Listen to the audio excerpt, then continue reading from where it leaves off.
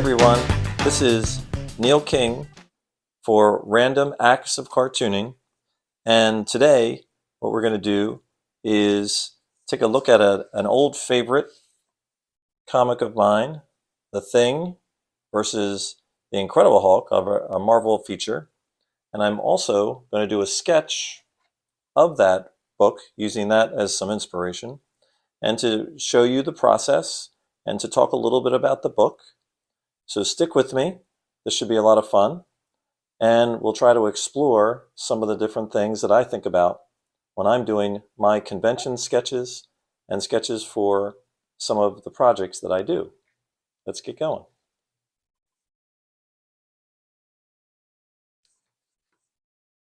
Okay, everybody. So The Thing versus the Hulk. This is exactly what I wanted when I was growing up. The Hulk was my favorite character, and The Thing definitely was the runner-up. So to get them both into one book, I couldn't wait to see this. And I bought this at a 7-Eleven in my town in southern New Jersey, and it was on the rack, 20 cents. Look at that.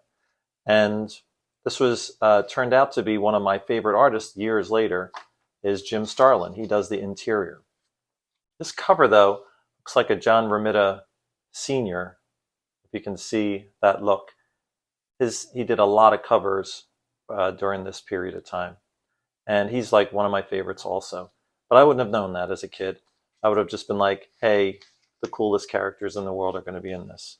So again, this is Jim Starlin, 1973. And at the time, he was doing his run with Captain Marvel.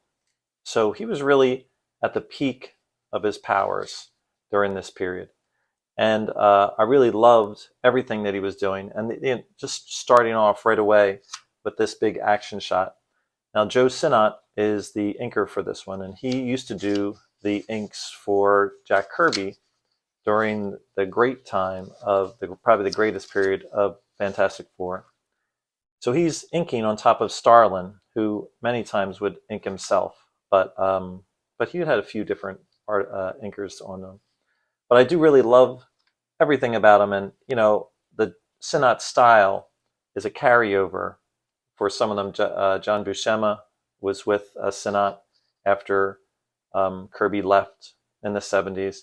So it's kind of a house style that happens because of Sinnott, the way he would ink everyone. But the things that I always look for when I'm looking at some of these styles, and especially Starlin, was just the movement and his anatomy, that he can really give you a sense of everything, and just beautiful style. So this is a beginning. And again, the thing about this time of period compared to later on with a lot of comics, this is a standalone comic. So it's about 20 some odd pages, 20, 22 pages. And it just brings you through this concept of how do we get the Thing versus the Hulk in one episode. But I think it's funny too, the way that they bring somebody who was never perhaps seen this. Like, let's say this was a kid like myself. I was 9 years old when I bought this. So to see this, I may not have ever read any Fantastic Four, or maybe I just barely knew something about it. So they do just a quick little historical part about the Thing and how this all happened. And they do it within like 4 or 5 panels. So again, this helps a regular viewer at the time who goes to a 7-Eleven, wherever they are, and pick something like this off the rack and just get a quick synopsis of it. Great storytelling, as always. Great sense of depth. And the thing about Starlin is he was an epic type of storyteller. Now, he did not write this one. Len Wein, I believe, wrote this one. But he just picked up this piece, and now this carries on with some of the things that he was doing. There was a 2-episode thing. He did this one, and then there was one more. So I can't say it was just one time that he's done this, but he used some of the things here. So the parts that I really love about this, looking back, this is kind of a throwaway character, but what a beautiful little face. Like, what an amazing little thing. And this quick kind of Kirby feel for the backgrounds. but I think he also kind of he's like a little Kirby. He's a Steranko. He's a little bit Buscema. Like he's got a lot of style in it, but it might be because also of the Sinat um, embellishment. But he kind of goes through and he brings up this character Kurgo, who was apparently had shown that I love these little boxes that show the characters' background. So they'll talk about Fantastic Four #7 and all these different things, where he was from. So again, if you're a reader at the time, you're like, oh, maybe I'll look that up, or that you're just kind of carrying on if you are somebody who had never seen it before. But so there's a bunch of things that happen, and it brings them back into it. I think it's so interesting. Like he wants to find the greatest, strongest characters, and they always come back to Earth for some reason. He's all the whole universe, and they always come back to Earth. But he brings up the Hulk as now being the most powerful on here. So we go through it, and they bring the leader in, which he's an old character for the Hulk, and they both pick a champion.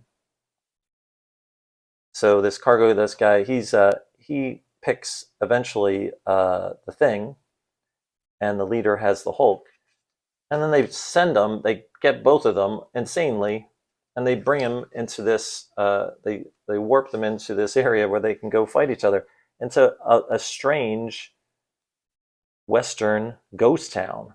It's deserted, of course, but it looks like props almost. Like it's really funny. But look how just beautiful these characters are. The use of color to make it seem like it's he sees an astral projection of the leader. But look how he brings the camera in and out. The colors are just great. They're very saturated. I really love seeing the old comics like this. Again, made in 1973, and they were on pulp paper. So all the colors are just so saturated. I really prefer them to whenever they've reprinted these things. So anyway, quickly, the Hulk is transported there, and they fight right away. So it's like it gets you right into it. And at 9 years old, this is exactly what I wanted. I didn't want to have a lot of subplots.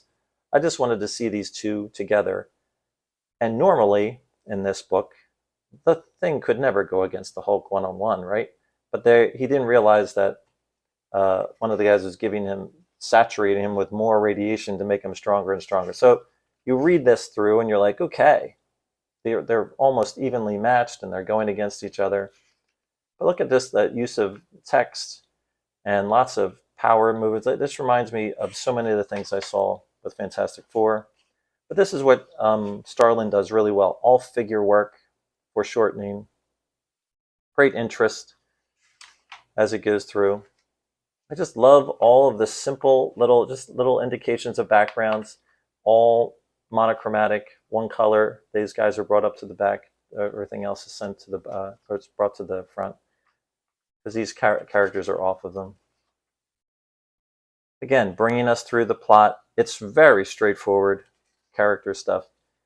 And you think, again, like as you carry through it, they're just having little conversations about what's going on, and they realize they've been taken advantage of.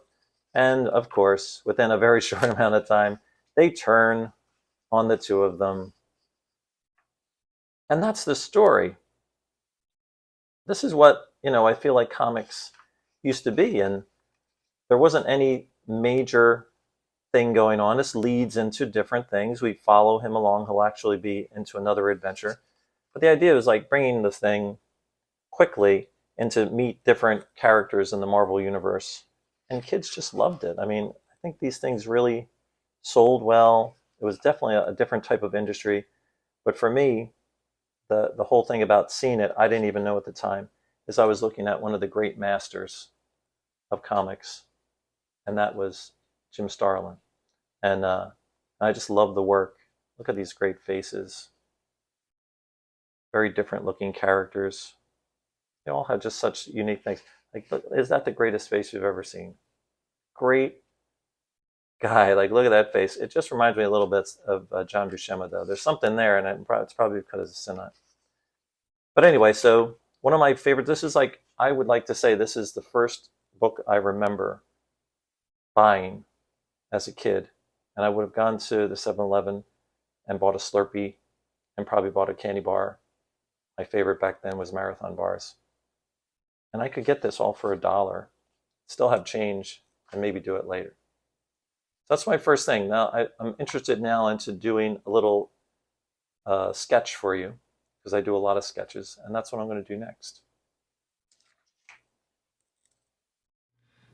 Okay, so let's get started on this sketch. So what I usually use for my sketches when I'm at a convention is some of the most basic stuff. I don't get to draw this type of thing usually. I've done many books in my time. I've been doing this for years and years. But when I go to conventions, this is kind of what I bring. I bring these things. I have a little water for my stuff.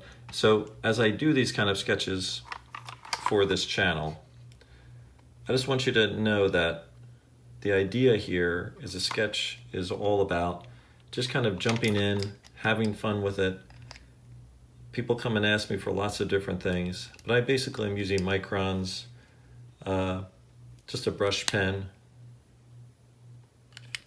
a simple number 2 pencil, and then I have usually a pad, and I'm going to try to just kind of show you how I break these down, and when people come to me for this stuff, and what you would expect when you come to my table, wherever I am. I don't do a lot of conventions, but I do, the ones I do, I like to just draw a lot.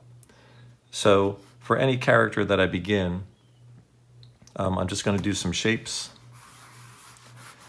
And again, with the Hulk, if I'm going to do the Hulk, it's got to be something where that's a very dynamic kind of feeling. So, however, if I was having him fight the thing, maybe I could do something like that for this. Maybe I'll have him fight the thing. So I just try to get some basic things down on how they would look. Maybe have my second image of the thing. And again, I'm never really positive how this is going to turn out. My style is definitely influenced by Kirby. And I bring up Starlin, but Starlin, everybody came after Kirby, so to me, everybody kind of begins with Kirby in the modern comic era. So again, I'm just trying to loosely figure out where the characters, if I was going to do this for someone, where the characters would begin. Now, I like what happens when sketches are like this, that it's not over rendered, but my style again is kind of set for that. So whenever you do this kind of work, you're just trying to lay in some big things. It's not like you can't change it at some point. And again, I'm just trying to get my feel for this. Don't know how it's going to work out. But I've drawn these characters before, so I kind of know where I'm going to go with them, because I've drawn them so much.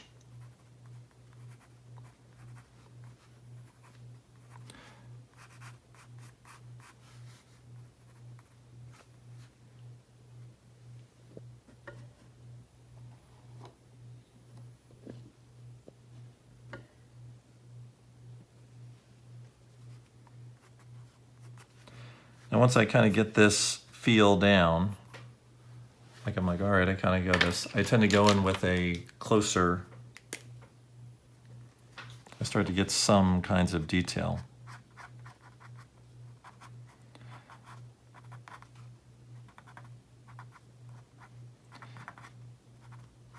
And because I'm just trying to stylize this, I don't want it, I mean, even though I feel like everything I do kind of exists in that Kirby feeling, The other artists that are like this, I think, are like the Bruce Timms and characters like that. But I try to keep this so that it's kind of me, you know, that I'm still there.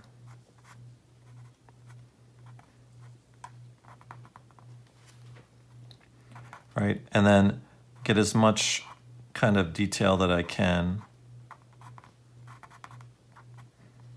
but keep it dramatic, you know?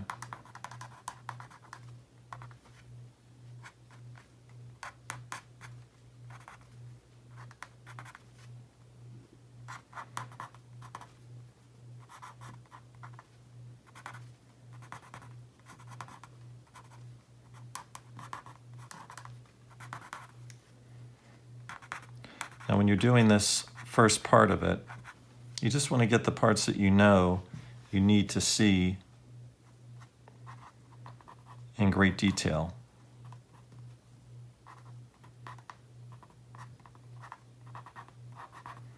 This is not going well for the thing.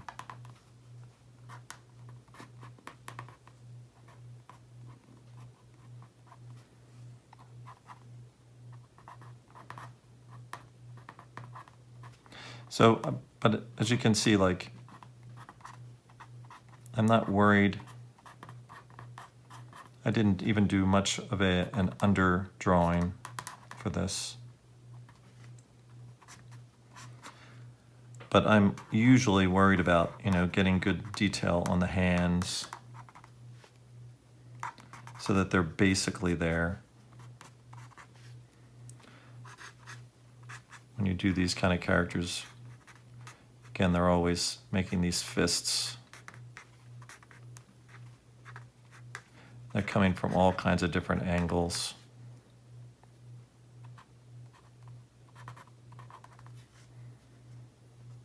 I love to draw hands.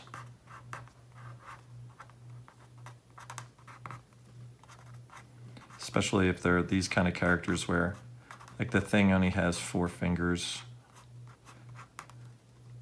I'm not sure why. I have a feeling Kirby got started on drawing it and the hands were so big he didn't even realize, but I'm sure there are theories behind this. But again, just trying to keep it loose.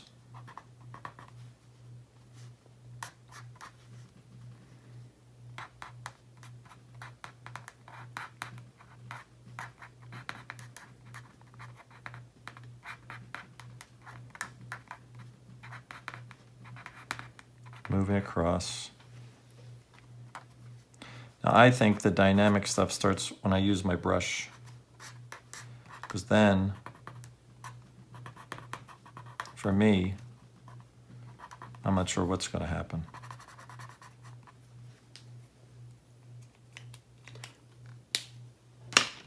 This is like the Pentel brush pen.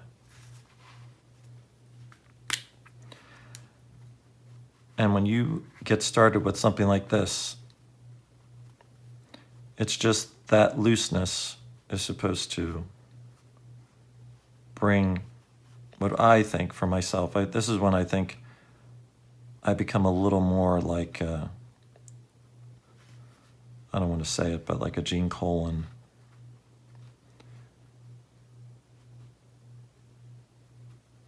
I will put color on this eventually. But yeah, you want to get the motion. I don't think I am a typical comic artist. So I've seen such great work by some of those amazing illustrators that are out there. But I really see myself as someone who gets the idea of this stuff.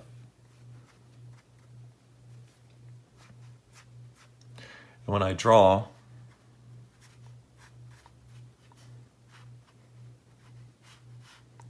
it's all about feel.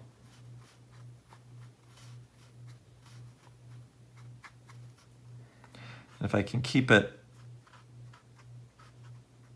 nice and loose, get the impression of it. I think there can always be a chance that I can get something that's kind of new. Because anybody who draws these characters really brings something else to them. I don't like the Thing to have like those beautiful images though that they do of him. When I tend to do the rocks, I try to get around that body, small pieces.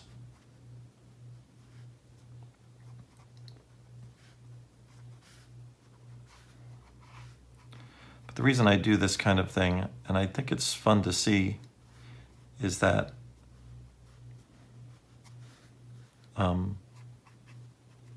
everybody is different in the way they indicate these characters. And I would love to do something with them story-wise, but I don't think I'm the type of artist that does those books.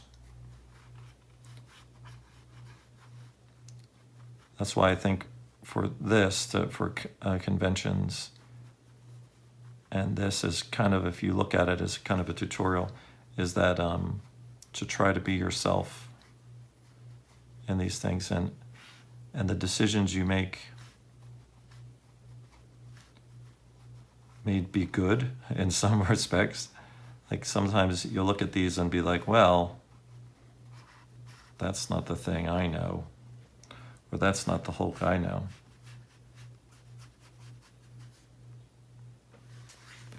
Right? And this way, but I like the idea of when someone would come up to me and say, hey, I see your style, and I would like to see you do these specific characters. And again, I've drawn a lot of different characters, and I do them the way I do them. But as you can see, very loose. I like to think of it like an impressionistic piece. That's why I love Gene Colan.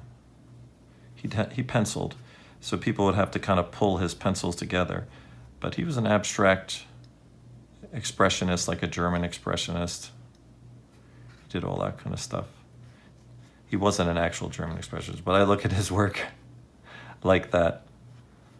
Like he makes you feel you're from a certain time, and I'll show more of his work. I'll show a lot of his work with, because he's a total inspiration. But Bill Sienkiewicz, they all came from that stuff, right? It's all about that. But again, this is the pen and ink stage. I don't tend to go too much further. I'll bump up the line a little bit. I don't know how you feel it's going here.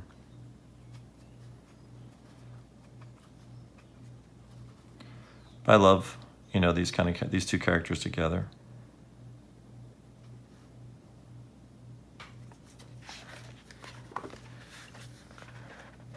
Right? Getting all kinds of feel there. Has to hurt. All right? So that's the first part. Now I'm going to put a little color into it. Let's take a quick look at one of the books that I do.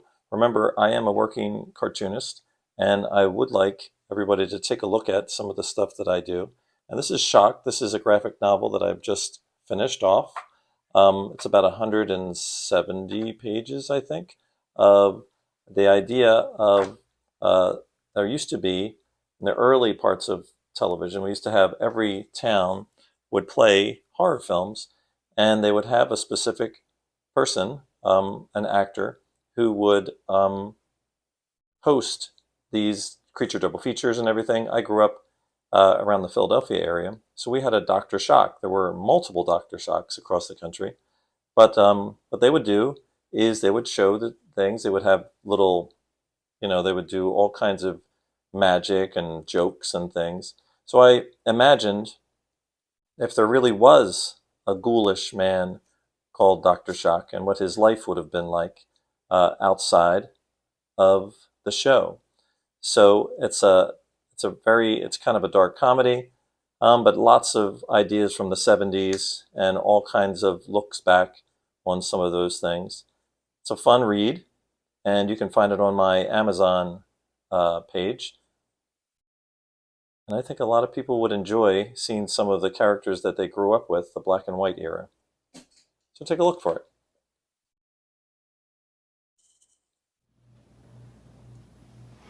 Okay, so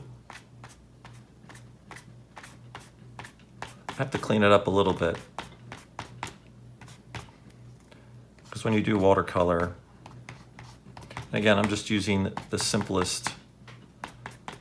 There's so many nice watercolors out there, sets, but when you do these things at a convention, and that's how I like to draw them the most, I do really enjoy that.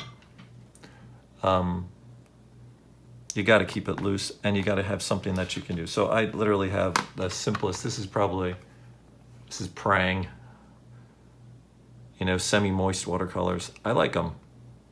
They're fast. And again, I just lean into them as much as I can. So hopefully I can show you kind of how this works. Just a nice little round brush, and get some water. And I just want to lean in there. He's green, right? So any things that I do with them, that first layer, is just to kind of lead in with those values. I just literally have some water over here. Nothing.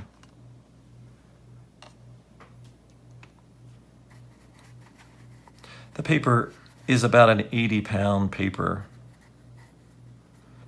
I should probably go a little thicker sometimes. It holds up. So I'm just doing a wash. This is really even just wet on dry. I'll give the thing a little green. Get a little piece of it.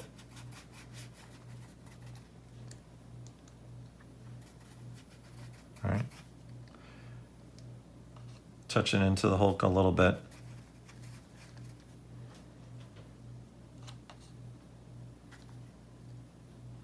And I'll deepen it as I go on. But what you want to do, I think, is the ink is really waterproof. So if I'm doing this kind of thing, I'm just trying to get some nice value. I don't want to go too orange with the thing. I'll get them a little yellowed up. Jumped out too fast. Again, it's exciting when you draw like this. I don't know how most people do it, because I'm never probably ever going to draw in real life for get a chance to draw this kind of thing. And I don't know how on a traditional book my work would work, but taking that in consideration when you're doing watercolors, keep it loose at first and then build your value.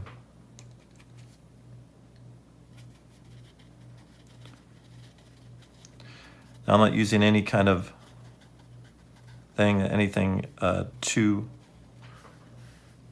rough here. And the back, if I'm saying that light source is coming up from one side. I think a special kind of thing happens when you're working on this kind of paper, and you're just kind of building it,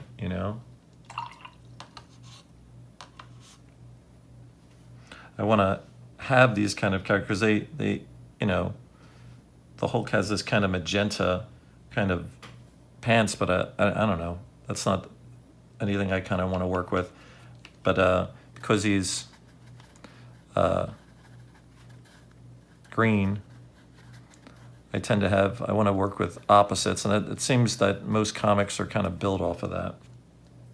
That magenta is kind of supposed to be of his pants. It's kind of like a red. So you think of it as almost like his whole costume is complementary. And the same thing with the Thing. Thing has an orange, he's orange and he's got a blue shorts. So that's complementary. Now, again, with me, the way I work with watercolor is I will attack all the places with the complement most of the time, and then just see if I can't get something from it. Just moving in with some color. Again, there's complements in there a little bit.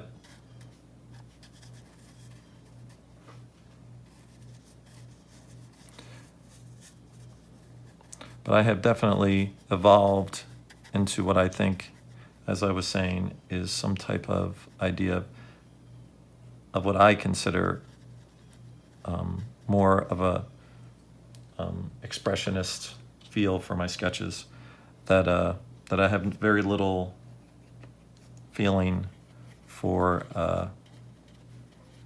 the true values. I want to use the colors not in just one place. If I have some of these oranges in there, why not put some, give some of that green, a little bit of his browns.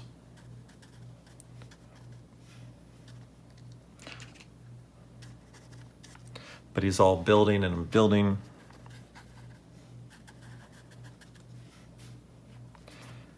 And usually, again, if I introduce a color of some form, because again, like if I have this blue, I got to get a little blue in there, because it is the Thing.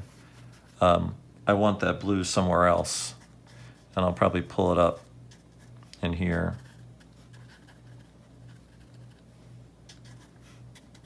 Right.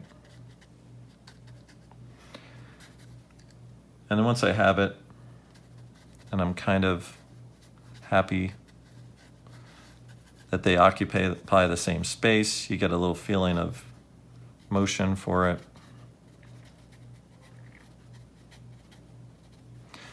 Then for the finish, I tend to go in with a little, because for a finish here, I tend to use a little black at the end to get some real contrast.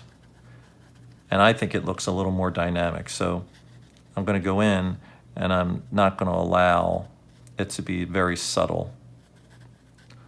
Look at some of the shadows that I have off of him. And I think, if I do a kid's sketch, I don't use black probably at all. But for an adult kind of, they don't want to see some soft little character. They want to see something with a little bit more grit. And to me, when you put that last layer of black in on top, and I have a lot of brushes that have a little bit of, they've been beaten up a little bit. So when you walk on top of them, work on top of them, just this little scene, just like Starlin, throwing a punch, and you feel that punch. You're like, that's what would happen if these characters would do that. And again, it winds up being on how much you really want to finish this thing. Like sometimes I feel like if they're over rendered, the magic kind of goes away. So I'm pretty close. I like leaving just the little white areas in there. I just like barely seeing that fist.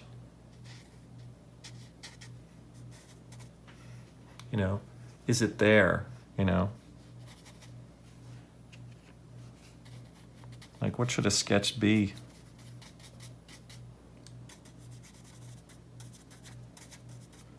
I do a lot of digital art, and I don't handle it like this. I wish I could. Maybe I'll be able to someday. But it never has the sense of it. Whether, I don't know how people feel overall about this kind of stuff, but when I see this, you know, it winds up being pretty much done.